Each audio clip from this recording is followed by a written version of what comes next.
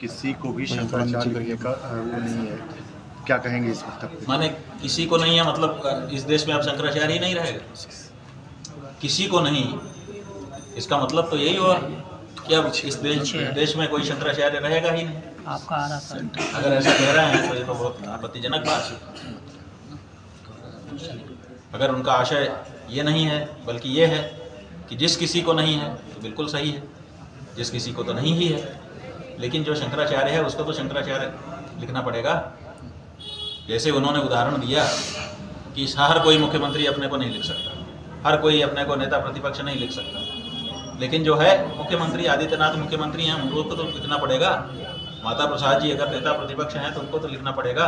उसी तरह से जो शंकराचार्य है उसको तो शंकराचार्य लिखना पड़ेगा। चार ही शंकराचार्य हैं, चार के अलावा जो लिख रहे हैं उनके बारे में उनके मुंह से कोई एक शब्द नहीं निकल रहा है। उनका तो बहुत पोषण पालन हो रहा है, उनको तो बड़ी सुविधा और व्यवस्था दी जा रही है। आखिर क्या है? इसका मतलब है कि वो चाहते ही नहीं है कि अब जो चार शंकराचार्य का पीठ है वो अब बना रहे, क्योंकि अब उनको उनके शंकराचार्य चाहिए। जिसको वो चाहें उसको वो शंकराचार्य घोषित करें, ताकि गलत करें चाहे सही करें वो इनको प्रमाण पत्र देता जाए कि बहुत अच्छे बहुत अच्छे बहुत बढ़िया हिंदू हृदय सम्राट हैं ये लोग, ये बहुत अच्छा काम कर रहे हैं। ऐसा कहने वाला शंकराचार्य उनको चाहिए, जो शास्त्र के अनुसार, पुराण के अनुसार, वेद के अनुसार, परंपरा के अनुसार धर्म को बताने वाला शंकराचार्य अब उनको चाहिए नहीं। इसलिए शंकराचार्यों को समाप्त करने की योजना उनकी है, जो कल के उनके भाषण से प्रकट हो गई। मौनी अमावस्या के दिन कहा गया कि उन्होंने कहा कि 4.5 करोड़ जो श्रद्धालु थे और ये उनकी चालाकी है, समझ गए? ये उनकी चालाकी है। वो बड़ी चालाकी से, शातिर दिमाग जिसको बोलते हैं, शातिराना दिमाग से 4.5 करोड़ लोगों के जान खतरे में हो जाती है वहाँ पर पहुँच जाते, ऐसा कह करके देश की जनता को भड़का रहे हैं उत्तर प्रदेश के विधानसभा भवन में खड़े होकर, ताकि वो हमारे विरुद्ध हो जाए। लेकिन जनता जानती है कि जनता के लिए उनके मन में कितनी पीड़ा है और हमारे मन में कितनी पीड़ा है। कुंभ में पूरे देश की जनता ने, विदेश की जनता ने, सब ने देख लिया है कि जब वहाँ पर भगदड़ मची थी तो की पीड़ा किसको थी। ये तो पूरे दिन कह रहे थे कि अफवाह है, कुछ हुआ ही नहीं, और बाद में भी किस तरह की लीपापोती की आप लोग जानते हैं। और हम उस समय भी जनता के साथ खड़े थे। तो जो व्यक्ति जनता के साथ खड़ा है उसके ऊपर ये आरोप लगाना कि ये वहाँ पर 4.5 करोड़ जनता को मारने के लिए जा रहा था, ये इस पर कौन विश्वास करेगा?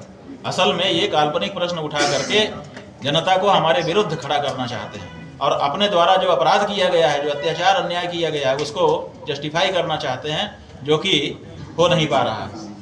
महाराज जी, उन्होंने कहा है कि कोई किसी भी पद पर हो लेकिन नियम का पालन करना चाहिए। ठीक है, किसी भी पद पर हो तो नियम का पालन करना चाहिए। हम नियम का ही तो पालन कर रहे थे। हम वहाँ पर गए थे, प्रतिवर्ष जाते हैं, वहाँ पर एक हमारी परंपरा बनी है, उसके अनुसार हम स्नान करने के लिए जा रहे थे। प्रशासन को सूचित कर दिया गया था, और प्रशासन की जो अंदरूनी व्यवस्था होती है, जो अंदर सर्कुलर उनका निकलता है सभी जगह की व्यवस्था के लिए, वो भी सार्वजनिक हो गया है। अब तो प्रेस में सब जगह दिखाई दे रहा है। उसमें भी लिखा हुआ है कि हमारा नाम लिखा है कि ज्योतिषपीठ के शंकराचार्य अभिमतेश्वरानंद सवेरे अपने शिविर से 9 बजे निकलेंगे। निकल करके उनके साथ 90 से 100 लोग रहेंगे, 2 गाड़ियाँ रहेंगी, और वो इस रूट से संगम जाएंगे और लौट करके वापस शिविर में आएंगे। ये तो उनके जो अंदरूनी सर्कुलेशन है, सर्कुलर जो जारी होता है व्यवस्था के लिए, उसमें लिखा हुआ है। लाइए दिखा दें इनको, कहाँ है वो कागज जो प्रशासन का प्रेस में निकला हुआ है ना, लाइए, अभी हम दिखा देते हैं। आप बताइए कि उसमें क्यों निकला हुआ है? पहले से जो व्यवस्था है, मर्यादा है, उसको वहाँ का प्रशासन भी जानता है। उन्होंने व्यवस्था सब उसी अनुसार की बनाई हुई थी। जब सवेरा 9 बज गया तो हमारे पास अधिकारी लोग आए, उन्होंने कहा चलिए, और अपने नेतृत्व में लेकर के हमको संगम तक गए। हमारे ऊपर जो आरोप लगाया जा रहा है कि इनके लोगों ने बैरिकेड तोड़ दिया, वो बिल्कुल झूठा है। जो आरोप लगाया जाता है कि हम वहाँ पर भगदड़ मचा रहे थे, वो बिल्कुल झूठा है। हमको आश्चर्य है कि सदन में खड़े होकर के, लोकतंत्र के मंदिर में खड़े होकर के अपने आप को भगवाधारी योगी कहने वाला व्यक्ति साफ साफ झूठ बोल रहा है। उसको फर्क ही नहीं पड़ता। कैसा हिंदू है जिसको लोक परलोक का भय नहीं है, जिसको इस बात का भय नहीं है कि मैं शपथ लेकर के यहाँ पर खड़ा हुआ हूँ, अगर झूठ बोलूँगा तो मेरा अनिष्ट होगा, इस बारे में उसको भय नहीं है। ऐसा तो कोई हिंदू नहीं होता है। तो ये बिल्कुल झूठ बात है। हम पूरी मर्यादा के साथ थे। और आप देखिए, मारा गया, पीटा गया, क्या क्या नहीं किया गया। 12 दिन तक शांति के साथ हम वहाँ पर बैठे रहे। इससे ज़्यादा किसने मर्यादा प्रस्तुत की है, बता दीजिए। देश में बहुत बड़े बड़े लोग हैं, सबके ऊपर समय समय पर अवसर आए हैं। इतना बड़ा संयम किसी और ने दिखाया हो तो बताइए, इतनी बड़ी मर्यादा किसी और ने धारण की हो तो बताइए। वो तो हमने किया। उन्होंने एक बात और भी कही है कि अखिलेश यादव ने आपको 2015 में जो है आप पे लाठियाँ बरसाई, इस पे आप क्या कहेंगे? नहीं, लाठियाँ बरसाई, उनको भी उस समय सत्ता का अहंकार हो गया था, चूर हो गए थे मन में। उन्होंने लाठियाँ बरसाई थी, बिल्कुल सही है। 2015 ईस्वी में कोई चोरी चमारी करने के लिए थोड़े हम गए थे कि हमको पुलिस ने मारा था। धर्म कार्य करने के लिए गए थे। जब जब कोई साधु महात्मा सज्जन धर्म कार्य करने जाता है तो दुष्ट लोग उसके ऊपर प्रहार करते हैं। इतिहास उठा के देख लीजिए, विश्वामित्र जी यज्ञ कर रहे थे, मारीच, ताड़का, सुबाहु, ये लोग आकर के नहीं उनको परेशान कर रहे थे। तो ये तो सदा से हुआ है। तो उन्होंने उस समय परेशान किया, मारा, लेकिन आगे आकर के क्षमा भी मांगी। और ये कह रहा है कि उस समय माने शंकराचार्य के ऊपर तुमने किया, क्यों लाठी तुमने मारी थी, इनको ये तथ्य भी भूल गया। कम से कम इतना तथ्य तो उनको याद होना चाहिए कि उस समय हम शंकराचार्य के पद पर नहीं थे। और जिस समय अखिलेश यादव ने हमसे क्षमा याचना की कुंभ में जाकर के सार्वजनिक रूप से, उस समय भी हम शंकराचार्य नहीं थे। उन्होंने तो एक सन्यासी से भी क्षमा याचना कर ली, और आप शंकराचार्य के ऊपर वहां पर खड़े होकर के गलत बयानी करके जनता में भ्रम उत्पन्न करने की चेष्टा कर रहे हो कि ये शंकराचार्य नहीं है। कब से उत्तर प्रदेश का मुख्यमंत्री शंकराचार्य होने का सर्टिफिकेट बांटने लगा? कब से उसको ये अधिकार मिला? कब से नाथ संप्रदाय के किसी योगी को यह अधिकार मिल गया, किसी महंत को यह अधिकार मिल गया कि वो शंकराचार्य नियुक्त करे और हटाए? ये जो दुस्साहस इनके द्वारा किया जा रहा है, ये ना तो परंपरा सम्मत है, ना तो धर्म सम्मत है, और ना तो राजनीति के ही सम्मत। ये देखिए, ये कागज इंटरनेट से ही हमको मिला। अरे ये नहीं भाई, ये तो नोटिस है। वो ये जो है तत्काल अति महत्वपूर्ण ये सर्कुलर है, जो उनकी व्यवस्था के लिए आंतरिक रूप से सर्कुलर चलता है। अपर पुलिस आयुक्त कानून व्यवस्था, पुलिस अधीक्षक, माघ मेला, कमिश्नरेट प्रयागराज, और इसको भेजा गया है पुलिस आयुक्त प्रयागराज की ओर से। ठीक है, तारीख देख लीजिए, ये 17/1/26 मौनी अमावस्या से एक दिन पहले का सर्कुलर है प्रयागराज के माघ मेले का। यहाँ देखिए, जूम कर लीजिए, लिखा है कि ये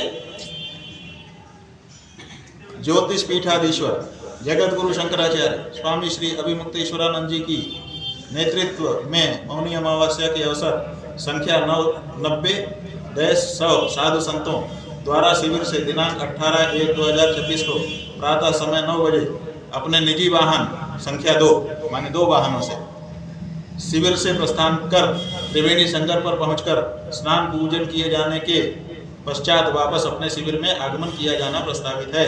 1, फिर 2, 3, 4 अलग अलग और महात्माओं के उन्होंने लिखे हैं कि इनका ये है, इनका ये है।